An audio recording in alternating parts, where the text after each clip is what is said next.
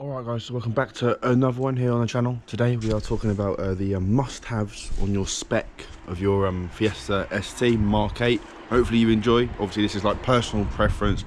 I'm a bit of like a snob, bit of a prick when it comes to specs, so you may not agree with me, but this is my personal opinion on what really I couldn't live without on these kind of things, and one of the things my car doesn't even have.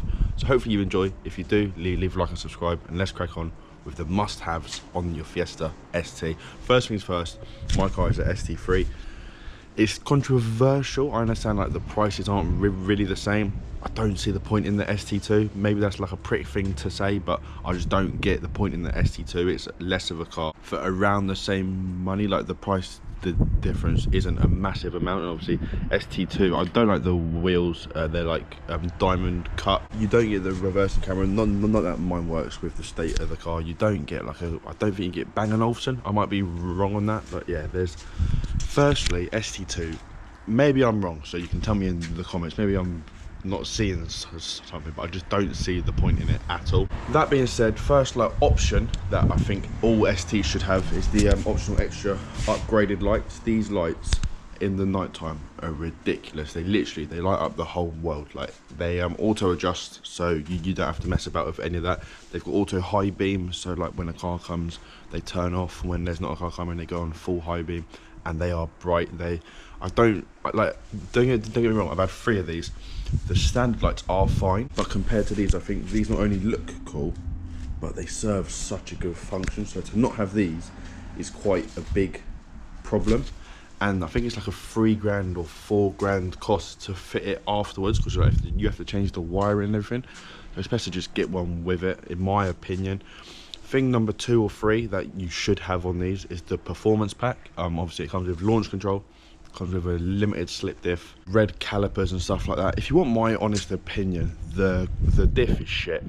It doesn't handle like you think it would. Like I have a lot more faith in my old Clios than I do in this car with a Quaif diff, so it is a bit of a let down, but it is still good. I'm not saying it isn't good. That's me being quite picky, and obviously the Clios, when it comes to handling, are like 10 out of 10.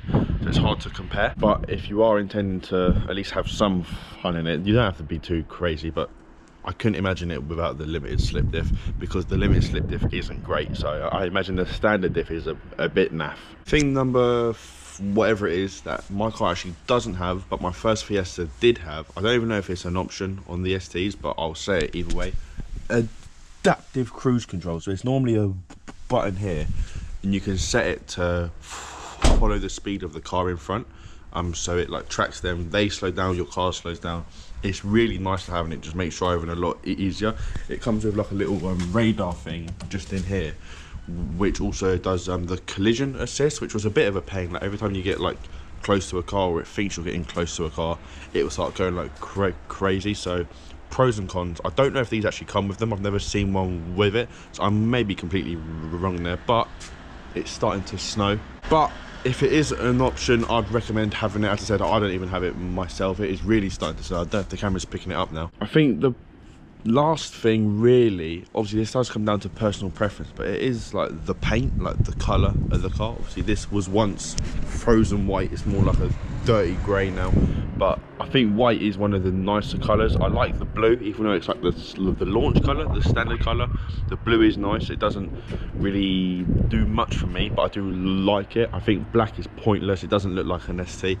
It is personal preference at the end of the day, and you have to be happy with your car, but it's an ST, they're somewhat common, so do your best to get like a good one. Obviously the ones without spec are still good. They do come they do come from factory with good specs, so like it's not the end of the world. But these couple of optional extras that I have said do make it like a cut above the rest. So hopefully you have enjoyed. Hopefully this helps you if you're looking to buy one, or you're just curious.